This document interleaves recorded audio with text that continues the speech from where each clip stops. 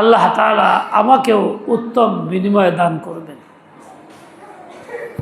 আজ শাওয়াল মাসের 17 তারিখ 1447 হিজরি। মাদারিসে কওমিয়ার শিক্ষা বছর শুরু হয় শাওয়াল থেকে। এই শাওয়াল মাসে বছরের শুরুতে ভর্তি কার্যক্রম শুরু এবং সবকও শুরু হয়ে যায় নিয়মতান্ত্রিকভাবে। আজকে প্রথম দিন, যেই দিনে দোয়ার মাধ্যমে আনুষ্ঠানিক সবক শুরু করা হবে। আমাদের আকাবির আসদায়ে কেরাম থেকে দেখছি ওনারা এইভাবে করতেন, তাই আমরাও আসদায়ে কেরামের অনুসরণে ধারাবাহিকতা চালু রাখছি। দুনিয়ার যে কোনো শিক্ষা জ্ঞান বিজ্ঞানের জন্য এমন ব্যবস্থা করা হয় না,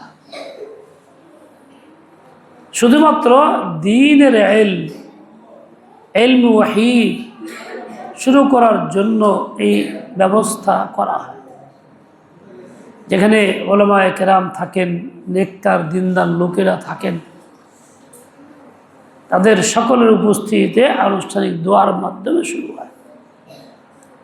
কেননা এই ইলমটা আল্লাহ পাকের দেওয়া ওয়াহির মাধ্যমে, ইলমে ওয়াহী, এই ইলমটা শুধু দুনিয়ার নিয়মে চেষ্টার দ্বারা হাসিল হয় না, বরং আল্লাহ পাক রব্বুল আলামিনের কাছ থেকে মুহতাজ হইয়া চায়া নিতে হয়।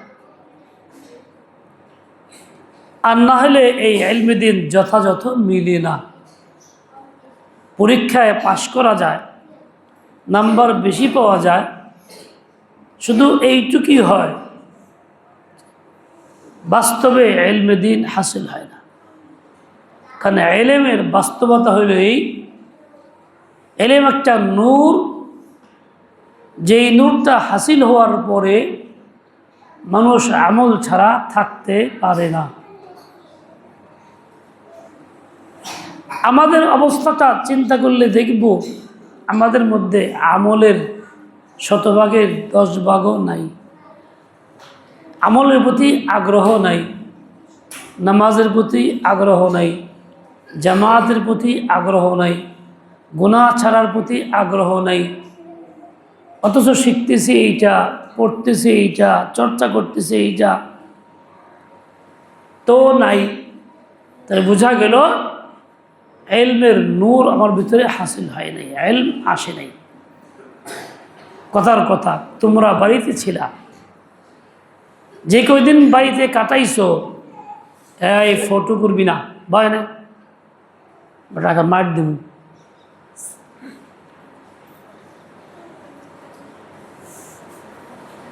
পোলা বন্ধে অস্ত্র দিয়া কুবাকুবি শিখায় হুজুররা, জালিম। ইলমের মজলিস, তাও যদি গুনাহ দ্বারা ভরপুর করা হয়, তো ইলম থাকবো কই?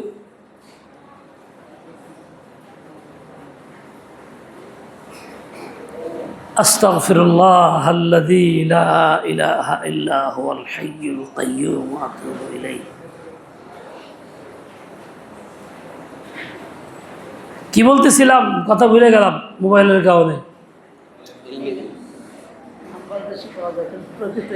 হ্যাঁ, হাসিল হয় না। ইলম একটা নূর, যেই নূর হাসিল হওয়ার পরে মানুষ আমল ছাড়া থাকতে পারে না, অস্থির হয়ে যায়। ওইরকম নূরকে ইলম বলে। কই বাড়িতে কাটাইছি, কত ওয়াক্ত নামাজ পড়ি নাই, অস্থিরতা তো আসে নাই। জামাত ছুটছে, অলসতা করছি, কই জামাতে যাওয়ার আগ্রহ তো পয়দা হয় নাই।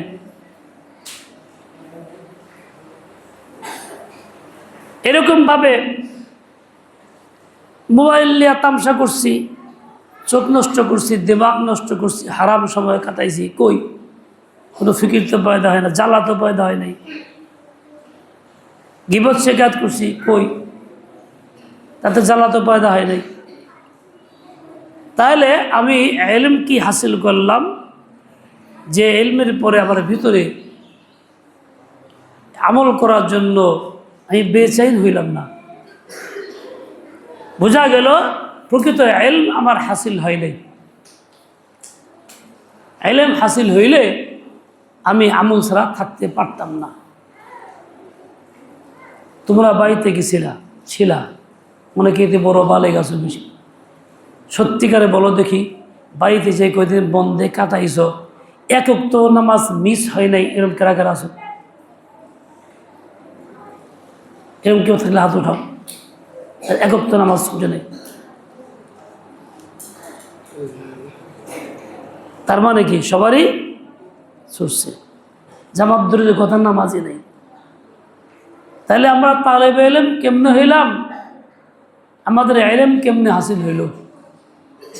আমরা তো জানি ইলমের দ্বারা জানছি নামাজ ফরজ, ইমানের পরেই যার স্থান, জামাতে পড়তে হয়, জামাতে পড়া খালি ওয়াজিব না, ফরজ।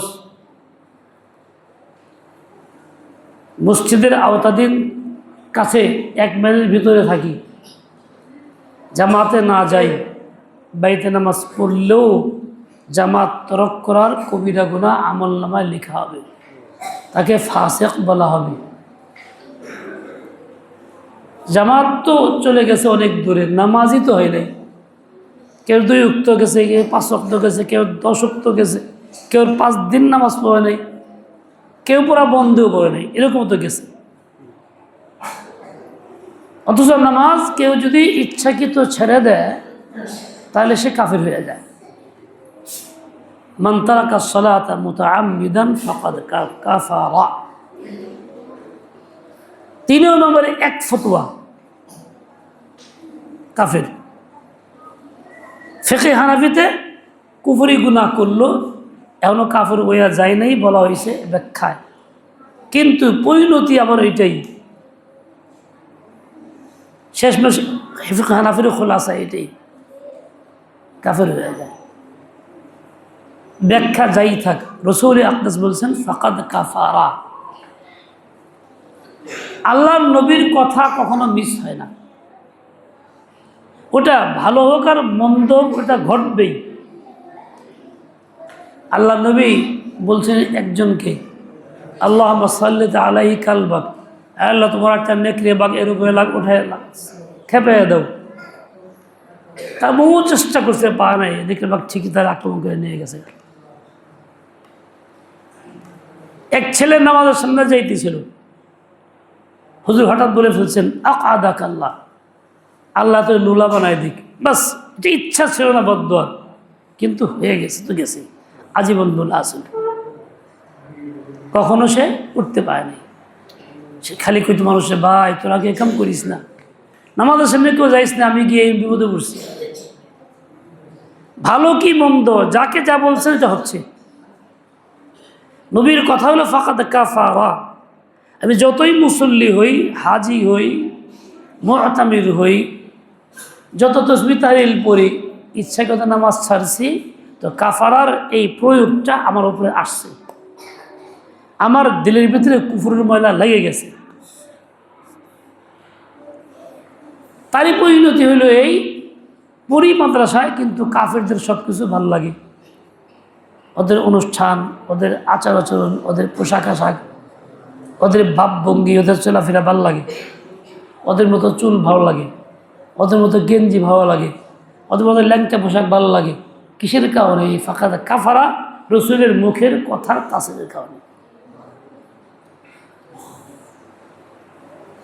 যেখানে বাংলাদেশের অনেক মানুষ নামাজ কালাম পড়ে না, প্রত্যেকের উপরে এই শব্দটা প্রয়োগ হয়েছে, নবীর কথার তাসির তার মধ্যে পয়দা হয়েছে। এই জন্যই বেনামাজিরাই বেশিরভাগ ওঠা বসা কাফেরের সাথে মাখামাখি, বন্ধুত্ব, ওদের অনুষ্ঠানে যাওয়া, ওদের চা খাওয়া, খাওয়া কয় ইস কী মজা লাগলো, এরকম মজ জীবনেও খাইনি, ওদের অনুষ্ঠান খুব ভালো লাগলো, এই কথা বলতেছে পারতেছে। কেন? দিলের ভিতরে ফাকাদ কাফারার তাসির পয়দা হয়ে রয়েছে। কাজে আমাদের কর্তব্য হইল নামাজের এহতেমাম সবচেয়ে বেশি করা। আসলে একরামের দায়িত্ব হলো নামাজের এহতেমাম সবচেয়ে বেশি করা। এই ছেলেরা কেউ 5 দিন আগে মাদ্রাসায় ভর্তি হয়েছে, কেউ 10 দিন আগে আসছে, কথার কথা, কেউ 2 দিন আগে আসছে। কোনো উস্তাদকে দায়িত্ব নিছেন যে বাবা তুমি যে আইসা নামাজ পড়তে পড়ো নাই, কো ঠিক আছে বাবা পড়ো নাই, ভুল হয়ে গেছে, কালিমাটা পড়ো, ইমান আনো, কাজা করো নামাজগুলি, যাও। কেউ কেউ আপনারা করছেন? নিশ্চয় তা করেন নাই। শুধু জাহেরি হালাতের উপরে আছেন। আপনিও সুন্দর চেহারা, ওনারাও সুন্দর চেহারা। এই জন্য বাচ্চাদের না ইসলাহ আছে, না তালেব আলানা শান আছে, তালেব আলা শানও নাই, মানসিকতাও নষ্ট হয়ে গেছে। উচিত ছিল ভর্তির আগেই তাকে এই গুণার থেকে পাক করে ওঠানো, নামাজ কাজা করে ওঠানো, তারপরে ভর্তি করা। তাই বুঝতাম ছেলেটা যোগ্যতা অর্জন করতেছে, উস্তাদের ফিকির আছে। আমরা উস্তাদরাও ঘুম, ছাত্র তো ডবল ঘুম, এটাই স্বাভাবিক। এই জন্য দুরবস্থায় সকলেই আছি, যা কল্পনা করা মুশকিল। মাদ্রাসার বিল্ডিং বাড়তেছে, ঘর বাড়তেছে, আয়োজন বাড়তেছে, পোশাক আশাক সুন্দর, নিজাম সুন্দর, এই সব কিছু আছে, ভিতরে ইলমের নূর নাই, বরং কুফুরের ছাপ ভিতরে বসতেছে। তোমার রাগ করেন না। এই যে মাদ্রাসায় বিভিন্ন টুপি দেখতেছি, হুজুরের মাথা জালি, একটা ডবল জালি, কেন মাথায় খাপড়া টুপি। আমাদের আকাবের টুপি এটা না, এই যে হুজুরের মাথায় দিছে। আমাদের আকাবের টুপি বাংলাদেশে 5 করলি, হাফিজ হুজুরের 5 করলি, শামসুল হক ফরিদপুরের 5 করলি, পিজি হুজুরের 5 করলি, মানে আথারি সমতলের 5 করলি, যত বড় আছে বর্তমানে যা তারাও 5 করলি, মাহমুদুল হাসান সব 5 করলি, ঝালকানগরের খোলাফারা সব 5 করলি। কিন্তু আমরা আকাবের এই পোশাক আশাকও ছেড়ে দিছি। কেন ছাড়ছি? আগিয়ার পছন্দ, কুফুর পছন্দ, এই জন্য অন্যের তার প্রতি নজর বেশি গেছে। ওই ধরনের জালি টুপি বেশিরভাগ আহলে হাদিসরা পড়ে, যারা গুমরা। আমাদের কাছে ওদেরটা পছন্দ হলো কেন? উচিত ছিল আমাদেরটা ওদের পছন্দ হবে। আমরা তালেবে ইলম, ইলম হাসিল করি, ইলম যা দুধের সমতুল্য। ইলমের রূপক আকৃতি দুধ। কেউ স্বপ্নে যদি দেখে দুধ পান করতেছে, বোঝা গেল সে ইলম হাসিল করতেছে। দারুল উলুম দেওবন্দের দুধ বিতরণ হয়েছিল, মোহতামিম সাহেব স্বপ্নে দেখে সবাই নিতেছে, একটা ছেলে বলতে বলতা ধরছেন যে এই মাদ্রাসা তালেবে ইলম না, এটাই তরিকা। তাইলে দুধের বৈশিষ্ট্য হইল অন্যকে প্রভাবিত করা, নিজে প্রভাবিত না হওয়া। দুধ চাকে সাদা বানায়, চা দুধকে লাল বানাইতে পারে না। সেই ইলম আমার মধ্যে যদি আসে, আমি হাসিল করি, আমার বৈশিষ্ট্য এমন হবে, আমি পরিবেশকে প্রভাবিত করব, পরিবেশে আমি প্রভাবিত হব না। কাজেই আমি নামাজি হইলে ওদেরকে নামাজি বানাবো, ওদের কারণে বেনামাজি হব না। কিন্তু উল্টা হইতেছে। তার মানে কি? ইলমের নূর আমার মধ্যে নাই, প্রকৃত ইলম আমার মধ্যে নাই। আমার নিয়ত সহি না। নিয়ত সহি থাকলে আর এরকম চলতে পারতাম না। তুমি বলবো এটা টুপি না হয়, এটা কী হবে? জাহের সাজানো এটা কিসের লক্ষণ? বাতিন তৈরি করার লক্ষণ। আল্লাহ পাক জাহের আগে দেয়, বাতিন পরে দেয়। মায়ের পেটে মানুষের দেহ আগে তৈরি হয়, রূহ আসে ৫ম মাসে। খাসা আগে, দেহ তৈরি হয়, রূহ তখন আসে না। কুত্তার পেটের ভিতরে কুত্তার বাচ্চা পয়দা হয়, বাচ্চা আগে হয়, রূহ পরে আসে। জাহের আগে তৈরি হয়, বাতিন পরে আসে। আমি জাহেরটাকে তৈরি করতে পারলাম না আকাবের তরিকায়, সোলাহাদের তরিকায়, কাজে বাতিন তৈরি কেন হবে? বাতিনও তৈরি হয়নি। আমার তো কাজ ছিল আকাবের তরিকায় নিজেকে সাজানো, তাদের মতো লিবাস পোশাক, তাদের মতো কথাবার্তা, তাদের মতো চিন্তা চেতনা, তাদের মতো উঠা বসা, তাদের মতো আমল, এই জাহির আমি তৈরি করতাম, দিলকে আল্লাহ ওইরকম তৈরি করে দিত। জাহিরের অনেক দাম। একটা সাইকেলের টায়ার থাকে, টায়ারের ভিতর টিউব থাকে, টিউবও দরকার, টায়ারও। খালি টিউব দ্বারা সাইকেল চলবে না, খালি টায়ার দ্বারাও সাইকেল চলবে না। কিন্তু খালি টিউবের চেয়ে, খালি উপরে টিউবের চেয়ে উপরে কেনা করা যায় টায়ার। টায়ারের শক্তি বেশি, মজবুত বেশি। টায়ার আগে তৈরি করতে হয়, আগে সাজাইতে হয়, পরে টিউব ভরতে হয়। জাহির আগে তৈরি করতে হয়, পরে বাতিন তৈরি হয়। আফসোস যে আমরা আজকাল জাহিরটাকেই গ্রহণ করতে রাজি না। জাহির গ্রহণ করতেছি সব কুফরি, বিদাতীদের কাজ, আহলে হাদিসদের কাজ, যারা গুমরাহ। এই বর্তমান পৃথিবীতে সবচেয়ে বেশি জিনা প্রচলন ঘটাইছে আহলে হাদিসরা আর শিয়ারা। আহলে হাদিসরা 3 তালাকে 1 তালাক ফতোয়া দিয়া সারা দুনিয়া তালাক জিনা করাইতেছে। শিয়ারা তো 110 বিয়া দেখে তামাত্তু সারা বিশ্বে জিনা চালু করছে। এরা আমাদের অনুসরণীয় কেমনে হয়, আমরা এদের আচার আচরণ কেমনে গ্রহণ করি, আমার তো বুঝে আসে না। তাহলে আমরা কি আকাবের পাইলাম, কি আকাবের থেকে কী নিলাম? আমাদের নিজেদের আফসোস করা দরকার, তৈরি করা দরকার। এই যে নামাজ পড়লাম না, ফকাত কাফারা শব্দটা আল্লাহ নেই বলছেন, এর তাসির দিলে পয়দা হইল। এরই কুপ্রভাব কি হইতেছে? আমার কাছে কুফর পছন্দ, কাফেরের চলাফেরা ওঠা বসা পছন্দ, তাদের সব কিছু ভাল লাগে, এর পক্ষে থাকি, বিপক্ষে থাকি না। বলি ডেনমার্কের লোকেরা কত ভালো, এই করে সেই করে, অমুকের লোকেরা কত ভালো, আমাকে সে ভালো। এই কথা কেন বলি? ভিতরে কুফর কি হয়ে গেছে, বৈশা গেছে, বৈশা গেছে।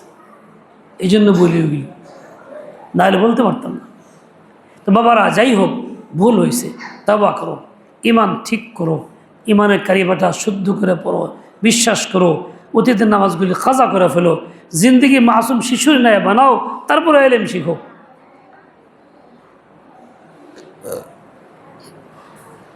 দেখো, দামি জিনিস রাখতে হয় ভালো পাত্রে।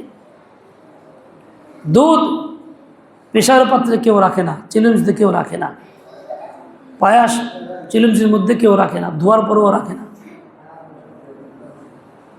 এরকম মধু পায়খানার পথে কেউ রাখে না, ধুয়েও রাখে না।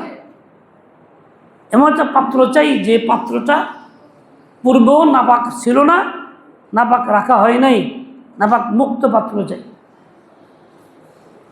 ইলম সবচেয়ে দামি সম্পদ, আল্লাহ পাকের সিফাত। এই জন্য যে পাত্রটা আমার দরকার, কলব এবং দিল, ওইটা এরকম সাফ সুতরা হওয়া দরকার, যে নাপাক থাকবে না।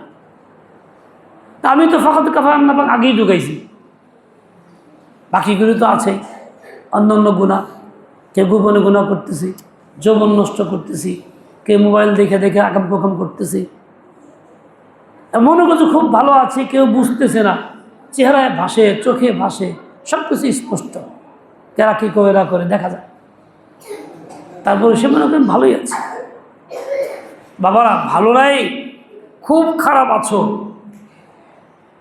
এইরকম অভ্যাস যাদের আছে, আল্লাহর রাস্তে তওবা করো, জিন্দগি বদলাও, ফিরে আসো। এই গন্দা কাজ থেকে না ফিরলে তোমার দিলের ভিতরে এই ইলমের জায়গা হবে না, কোরআনের জায়গাও হবে না, হাদিসের জায়গাও হবে না। তুমি চিরতরে মাহরুম থাকবা, উপরে সাজগোজ থাকবে, ভিতরে কিছুই থাকবে না। যা আজকাল দেখা যাইতেছে, কিয়ামতের আলামতের মধ্যে অন্যতম হলো ইলম কমে যাওয়া, জাহালাত বৃদ্ধি হওয়া। তাই তো আমাদের ইলম দিন দিন কমতেছে। যারা ফারাক করে তাদের মধ্যেও কিছু নাই, বললে ধাক্কা দিলে কিচ্ছু মিলে না। বাকিদের অবস্থা তো বোঝাই ভয়াবহ। ইলম কম হলে জাহালত তো হবেই, তাই যা ইচ্ছা তাই হইতেছে। লম্বা কথা না, এই ছোট্ট একটা কথা বললাম, এগুলিকে মনে রাখো। পড়ো লা ইলাহা ইল্লাল্লাহ আমি দিলে বিশ্বাস করে মুখে সাক্ষী দেই লা ইলাহা ইল্লাল্লাহ মুহাম্মাদুর রাসূলুল্লাহ। দিলে বিশ্বাস করি মুখে সাক্ষী দেই আল্লাহ ছাড়া কোনো মাবুদ নাই। বলো এইটুক কইলাম নাকি? হ্যাঁ জি, দিলে বিশ্বাস করে মুখে সাক্ষী দেই যেন কইলাম আমি দিয়ে কও কও দিলে বিশ্বাস করি মুখে সাক্ষী দেই আল্লাহ ছাড়া কোনো মাবুদ নাই, তিনি একমাত্র মালিক মাহবুদ, তার হুকুমই হুকুম। আমার মধ্যে কার হুকুম চলবে? মুহাম্মাদুর রাসূলুল্লাহ, মুহাম্মদ সাল্লাল্লাহু আলাইহি ওয়াসাল্লাম আল্লাহ তাআলার বান্দা ও রাসূল। আমি মনে প্রাণে বিশ্বাস করি এবং মানিয়া লইলাম রাসূলের তরিকায় সকল কাজ আঞ্জাম দিব, অন্য কোনো তরিকায় না। আশহাদু আল্লা ইলাহা ইল্লাল্লাহ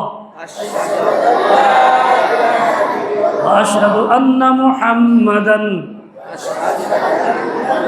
আবদুহু ওয়া রাসূলুহু। কুফরকে ঘৃণা করি, শিরককে ঘৃণা করি, কুফর শিরকের সমর্থন করি না। সাক্ষ্য দিতেছি একমাত্র আল্লাহ তাআলাই ইবাদত পাওয়ার যোগ্য, হুকুম মানার যোগ্য। একমাত্র আল্লাহ তাআলাই সবকিছুর মালিক ও খালিক, তার হুকুমই হুকুম। ওয়া আশহাদু আন্না মুহাম্মাদান আবদুহু ওয়া রাসূলুহু। দিল থেকে সাক্ষী দিতেছি মুহাম্মদ সাল্লাল্লাহু আলাইহি ওয়াসাল্লাম আল্লাহ তাআলার বান্দা এবং রাসূল। আমি সকল কাজ তারই তরিকায় আঞ্জাম দিব, ব্যতিক্রম করিব না। আল্লাহ পাক তৌফিক দেন, কবুল করেন। সুদ হালাল না হারাম? সুদ কি হালাল না হারাম? কোরআনে আছে, হাদিসে আছে, সব জায়গায় আছে। এতটা জঘন্য হারাম যে নিজে আল্লাহ না করুক নিজের আপন মায়ের সাথে 36 বার জিনা করার চাইতেও খারাপ। 1 টাকা। বাংলাদেশ সুদ আছে না? নাই। অনেক ছাত্রের বাপ মা লোন উঠাইছে না এনজিও থেকে, বিভিন্ন জায়গা থেকে। কৃষি গেলে সুদ নাকি? এইসব সুদ। আমাদের দেশে গণতন্ত্রের আইনে সুদ বৈধ, হালাল। এই জন্য সমস্ত ব্যাংকগুলি সুদ ভিত্তিক ব্যাংক, সমস্ত এনজিওগুলি সুদ ভিত্তিক এনজিও। সরকার বাড়িঘর বা ব্যবসা বাণিজ্য করতে গেলে লোন দেয়, আইন লোন না নিলে ট্যাক্স আসে অনেক বেশি, লোন দিতে বাধ্য করে, নিতে বাধ্য করে। এই লোন তো সব সুদ। প্রচলিত আইনে সুদ বৈধ, কোরআন সুন্নাহ বলে সুদ হারাম। প্রচলিত আইনে আমি ভোট দেই সুদের পক্ষে। কিসের পক্ষে? সুদের পক্ষে। যেটাকে আল্লাহ করছেন হারাম, আমি হালাল করার পক্ষে ভোট দেই। তাতে কি ইমান থাকে না যায়? মোতামির সাহেব হইলেও যায়, শাইখুল হাদিস হইলেও যায়, পীর সাহেব হইলেও যায়। কোন মুসলমান ইমান থাকে না। আমরা যারা আছি উপর দিয়ে নাম সাইনবোর্ড ইমান আছে, বাস্তবে ইমান থাকতেছে না। এই জন্য এই অবস্থায় থাকা যাবে না। নিজে যেমন পরিবর্তন হইতে হবে, সারা দেশের মুসলমানকে পরিবর্তন করতে হবে, তাদেরকে বুঝাইতে হবে। এই প্রচলিত আইনের পক্ষে ভোট না দিয়া ইসলামের পক্ষে ভোট দেওয়া লাগবে, আর না হলে কাফেরে মরা লাগবে। কাফের এমনই কাফের, ইমান না থাকলে কাফেরই থাকে। জিনা বৈধ না অবৈধ, হালাল না হারাম? আমার কোরআন ইসলাম বলে এটা হারাম। প্রচলিত আইনে জিনা বৈধ, সরকার জিনার লাইসেন্স দেয় ব্যবসাখানায়। টাকা পয়সা দিয়ে অন্যায় করে জিনা করে, তাতে কোনো আইন নাই, শাস্তি নাই। দুইজনে মিলেমিশে আকাম করলেও কোনো শাস্তি নাই, বিচার নাই, বৈধ। তাহলে জোর করে কেউ নিয়ে গেলে হেল লেগে আইন আছে। আমি যখন ভোট দেই প্রচলিত গণতন্ত্রের আইনের পক্ষে, তাহলে আমি জিনা বৈধ পক্ষে ভোট দেই না হারামের পক্ষে ভোট দেই? যখন প্রচলিত নিয়মে আমি ভোট দেই আইনের পক্ষে, তাহলে কি জিনাকে হালাল করলাম না হারাম করলাম? কি করলাম? হালাল করলাম। ইমান থাকলো না গেল? এই হলো আমাকে ইমান। মাদ্রাসা করি, মসজিদ করি, ওয়াজ করি, কিন্তু জনগণের কাছে আমরা আসল কথাটা পৌঁছাই না। যাদের থেকে পয়সা নিয়ে হ্যাগো বেমান বানাই, নিজে বেমান হই। আমার মনে খালি ভূতের ডর, আমি হক কথা কইলে আমার এই ওই মাদ্রাসা বন্ধ হয়ে যাবো। যাকে মাদ্রাসা বন্ধ হয়ে কি, যে মাদ্রাসা ইমান দিয়ে পারে এই মাদ্রাসার দরকারটা কি? ও ভাই, খুব বিপজ্জনক অবস্থায় আছে। এই অবস্থার পরিবর্তন না করলে ইমান নিয়ে মরা যাবে না। আল্লাহ আমাদের হিদায়াত দেন, সহি বুঝ দিয়ে দেন। আচ্ছা বাবারা, পড়ো বিসমিল্লাহির রহমানির রহিম। রব্বি ইয়াসসির ওয়ালা তুআসসির ওয়াতাম্মিম বিল খাইরি رب اشرح لي صدري ويسر لي أمري